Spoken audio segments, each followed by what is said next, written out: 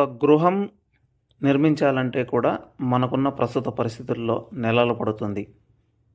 అదేవిధంగా ఒక బావి, ఒక కోనేరు, ఒక కట్టడము, ఒక దేవాలయం నిర్మాణం పూర్తి దశ చేరాలంటే సంవత్సరాలు పడుతుంది. కానీ పొంగునూరు పట్టణంలోని క్రీస్తు శకం 1722 కాలం నాటి స్కంద పుష్కరిణి కూడా ఒకటి ఉన్నది.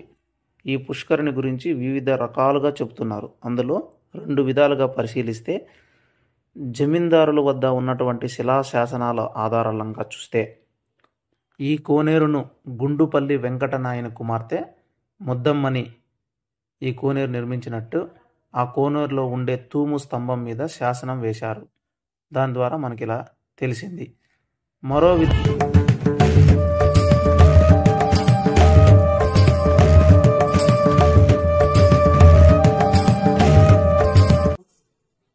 ఈరోజు మనము పవిత్రమైనటువంటి కోనేటి ఆవరణంలో ఉన్నాం. ఈ కోనేటి ఆవరణానికి ఎంతో చరిత్ర ఉన్నది. పెద్దలు చాలా రకాలుగా చెప్తూ ఉంటారు. ఈ కోనేరుని రకణాచార్య గారి కుమారుడైనటువంటి ఒక్క రాత్రిలో ఇక్కడ నీటి సౌకర్యార్థం నిర్మించారు అని చెప్పి కూడా చెప్తారు.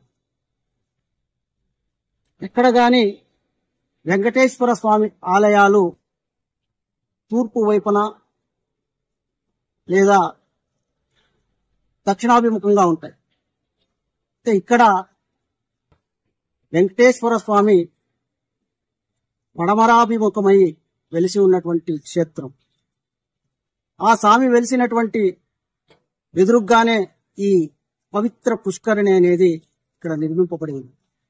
ఇంకొక విషయము, శివకేశవుడు. ఇక్కడ వెంకటేశ్వర స్వామి కొలువై ఉంటే అక్కడ పరమశివుడు ఉత్తరాభిముఖాన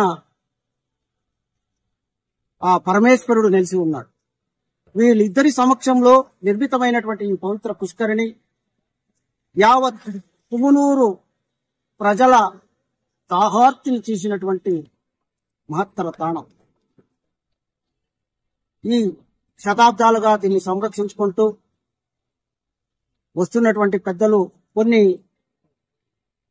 ఈ గత 10-15 సంవత్సరాల క్రితము కొంచెం శిథిలావస్థకు చేరుకుంటే ఇక్కడ క్రికెట్ ఆడుకోవడానికి వెళ్ళినటువంటి యువత ఇక్కడ కొంచెంసేపు సద తీరుతూ ఈ కోనేరంతా శిథిలావస్థకు చేరుకుంటున్నది కదా, మనం దీన్ని పరిశుభ్రం చేద్దాము అనే ఒక నిశ్చయంతో ఇక్కడ కూర్చొని అక్కడున్న గడ్డిని, ఈ ప్లాస్టిక్ వస్తువులంతా ఏరివేసి ఇక్కడ శుభ్రపరిచే కార్యక్రమం చేసి మళ్ళా దాన్నే ఆదరుగా తీసుకొని హైందవ చైతన్యమే భారత సంక్షేమం, భారత సంక్షేమమే జగత్ కళ్యాణం అనే నానుడితో మనము ఈ కార్తీక మాసంలో శివకేశవుల సన్నిధిలో ఉన్నటువంటి ఈ మహత్తర తాణంలో ఈ కార్తీక దీపోత్సవ మహోత్సవాన్ని జరుపుకుందామని చెప్పి నాడు సంకల్పించారు.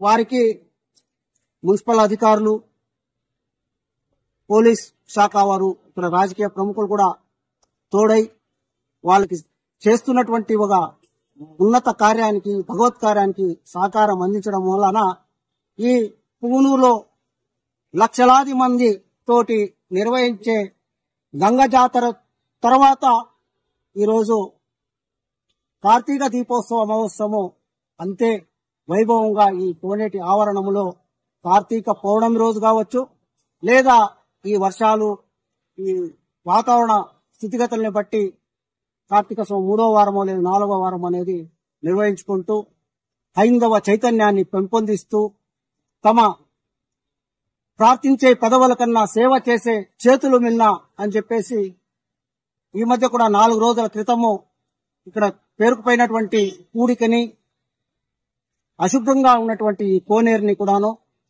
స్వచ్ఛందంగా యువత 4 రోజుల నుండి నిరంతరం ఒక్క నిమిషం కూడా సెద తీరకుండా దీన్ని స్వచ్ఛత పరిచారు.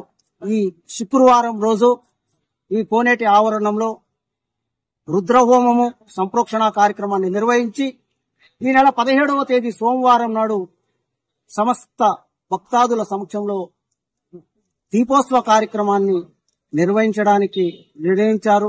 ఈ మహత్తర కార్యానికి ఈ పవిత్ర పుణ్యక్షేత్రంలో ఇంకొక ముఖ్య విషయం ఏమిటంటే ప్రతి చోట మత పరంగా వేరుగా ఉంటారు. అయితే ఈ కోనేటి ఆవరణంలో అన్ని మతాలకు సంబంధించిన వారు ఇది మాది, ఈ కోనేరు మనందరిది అనే భావనతోటి ఇక్కడ వచ్చేసి హిందూ, ముస్లిం సోదరులు, క్రైస్తవ సోదరులు అందరూ కూడా ఇక్కడ కూర్చొని ఆ శివకేశవుల సన్నిధిలో పునీతులైనటువంటి అయ్యేటువంటి మహత్తర కోనేరిది. దీన్ని మున్ముందు కూడా ఇంకా అధికారులతో అందరితో సంప్రదించి భావితరాలకి కూడా దీన్ని సంరక్షించే బాధ్యతను హిందూ జాగరణ సమితి తీసుకొని ఈ మహత్తర కార్యాలను చేపడుతుంది.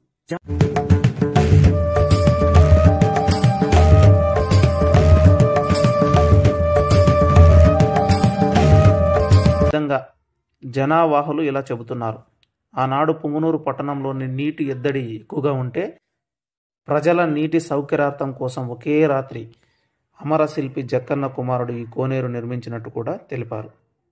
కానీ ఆనాటి కాలం వారు మనకు అందుబాటులో లేరు కాబట్టి ప్రస్తుతం ఆ కోనేరు గురించి తెలిసిన హిందూ పరిరక్షణ వారు ద్వారా కొన్ని ఆ కోనేరు గురించి లోకల్ 18 స్క్రీన్ మీద ప్రస్తుత పరిస్థితులను చూపించేటువంటి ప్రయత్నం అయితే చేశామో ఓ లుక్ వేయండి.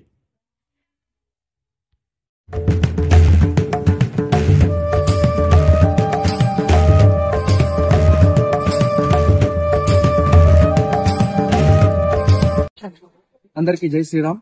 నా పేరు వచ్చి శ్రీనివాస్. పొంగనూరులో ఉంటాను. నేను పొంగనూరు నివాసుడు.